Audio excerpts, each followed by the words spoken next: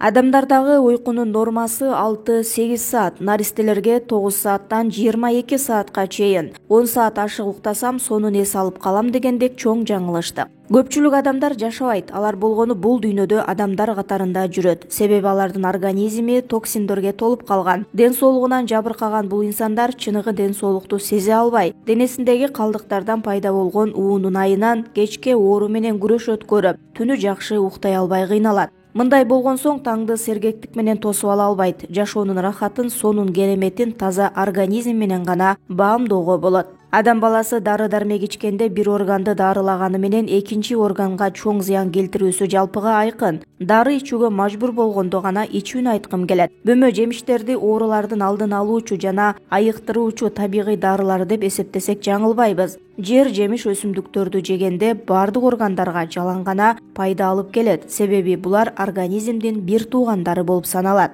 Уктоочу орун. Ким көп билгиси келсе аз уктайт. Энергетикалык жашоо батарейкасын толтуруучу жайыбыз кечинде жаткан орундугубузду байкап көрөлү. Бул жерде жакшы эс алуу үчүн шарт болгону дурус. Күндүн нуру жакшы тийип, таза аба кенен болушу керек. Жаткан төшөгүбүз экологиялык таза материалдан тигилген болсо дене үчүн пайдалуу. Дагы айта кетүүчү нерсе, жыгач кроваттын үстүнө, жука төшөккө жаткан дурус. Эң мыкты эс алуу үчүн убакыт болуп түнкү саат 22:00 баштап таңкы 4-кө чейинки убакыт эсептелет. Бул учурда ичибиздеги докторлор гормондорду, клеткаларды, иммунитетти оңдоп чыңдоочу учуру болот. Ал эми эрте туруу эң сонун кубаттуулукту жана сергектикти тартуулайт. Күндө эрте менен күн чыгар астындагы алтын сааттарды текке кетирбей, багаралап басып келип, гимнастика жасоо жана жан дүйнө, акыл эс, ден соолук үчүн пайдасы эбегейсиз зор. Айрым инсандар сонун эс алуу үчүн таңды сергек тосуп алуу максатында спирт ичимдиктерин, наркозаттарды, тамекини, насвайды, ар кандай дары-дармектерди, кофе, чайларды ичишет. Бирок искусство жолу менен организмди толук сергите албайсың, мүмкүн дагы эмес. Мындай жол менен адамдар өздөрүн жабыркатып, саат сайын канынын бузулуусуна себепчи болуп жатышат. Эч бир адам ден соолук булагы болуп саналган канын булгагысы келбейт. Бирок тилекке каршы азыркы жашоо образыбыз канды булгоого көмөкчү болуп жатат.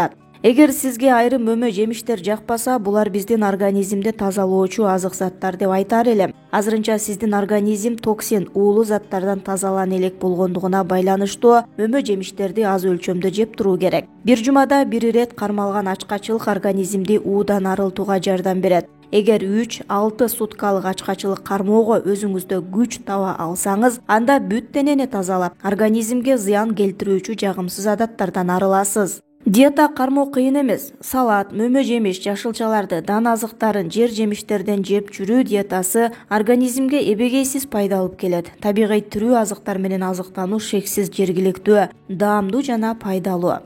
Жашоо турмушуңузда өзүңүздү алсыз сезсеңиз, анда сиз 24 сааттык жана 3-4 суткалык ачкачылык программасын баштаңыз. Абдан тамактангыңыз келет, бирок бул чыныгы ашказандын тамакты талап кылгандыгы эмес, болгону организм белгилүү бир учурда азык затты алып көнүп калган. Дене көп нерсени каалайт. Ачкачылык чоң чечкиндүүлүктү талап кылат. Бул акыл эс менен дененин согушу. Оорукчан адам врачтын көзөмөлүндө же болбосо ачкачылык боюнча чоң тажрыйбасы бар адистин контролу астында ачкачылык кармашы керек болот. Ачкачылык бул улуу тазалагыч. Ачкачылык бул ооруга каршы дары эмес, бул улуу тазалагыч. Биздин колубуздан келгени ачкачылык аркылуу жашоо энергиясын чыңдап, организмди оору менен өзү гана күрөшүп жеңүүчү деңгээлине чыгарып коюубуз керек. Ошондо дене алсыздыгы жоголуп, табигый дене калыптанат. Жашоо энергиясын биз ар бир көзөрмөмдө иштетебиз. Кыймыл жасаганда, сүйлөгөндө, караганда, тамак аш жегенде, ичкен тамак ашты аш кылып сиңиргенде, жумуш жасаганда, укканыбызда дегеле ар бир нерседе жашоо энергиясы жумшалат. Бирок энергия кетирбеймин деп сүйлөбөй, кыймыл аракет жасабай коюу бул туура эмес. Энергияны кабыл алып, кайра сарптап, жаңылап туруу зарыл. Энергияны арактан, тамекиден, дары-дармектен, чай, кофеден, наркозаттардан же болбосо химиялык жол менен жасалган азык зат, суусундуктардан алабыз деп ойлогондор таптакыр адашат. Жаратылышка карама каршы болгон туура эмес адаттарга байланыштуу биз батка арыйбыз. Акырындык менен дене алсызданып, уулуу заттарды организм денеден кууп чыкканга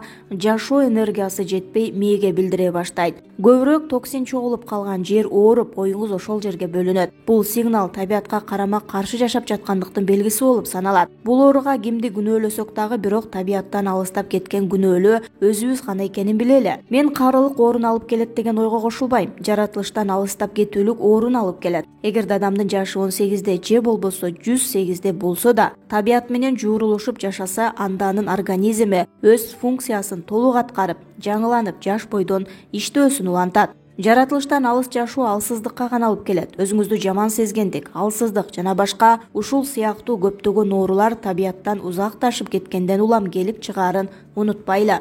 Биз жаратылыштын бир бөлүгүбүз. Айрымдар табиятка карама-каршы болгон жагымсыз адаттары менен ага каршы чыгып, жазасыз котулуп калам деп ойлошот. Биз жаратылышка карама-каршылык көрсөтө албайбыз. Каршы чыккандык сынууга гана алып келет. Сыйкыр өз ичибизде катылуу. Адам баласы сыйкырды күтүп жашайбыз. 8 доктордон алыстап кеткенибизден улам организм өзүн-өзү дарылоо сыйкырчылыгын толук көрсөтүүгө алсыз болуп калды.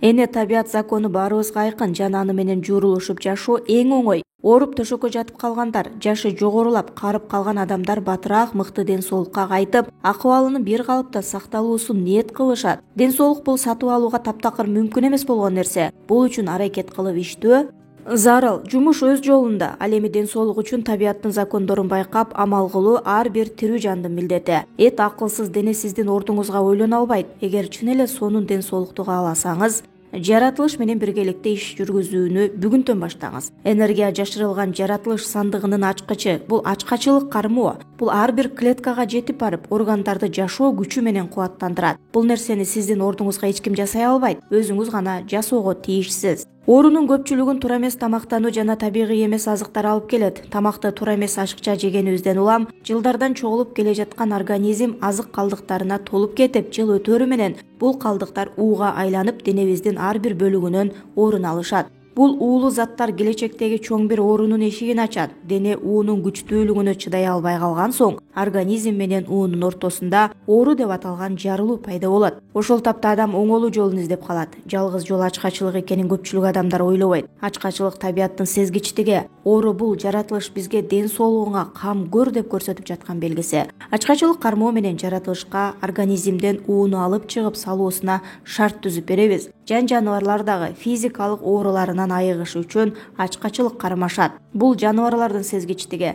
Биз адамдар цивилизациянын шарты менен көпкө жашап калгандыктан улам кокус ооруп калсак, ачкачылыкты пайдалануу методун колдонуп, жаратылыштын бизди дарылоосуна шарт түзүп берүү сигналын угууну жоготуп алдык. Катуу ооруп калган учурда табитибиз жоголуп, тамак аш жегибиз келбей калганын баарыбыз эле байкайбыз. Ушул тапта жакындарыбыз тамактанып, ал кубат болот деп айтат. Ал эми ошол тапта ички үн тамак ичүүнү токтотууну айтып жатат. Эне табияттын үнүн угуш, түшүнүш кыйын эмес. Ачкачылык акыл эсти курчутуп, эне табияттын үнүн кайрадан угуубузду калыптандырат. Ачкачылыктан соң бүт информацияны сонун кабыл алып жатканынын күбөсү болгуңуз келсе, ачкачылыкты пайдаланып көрүңүз.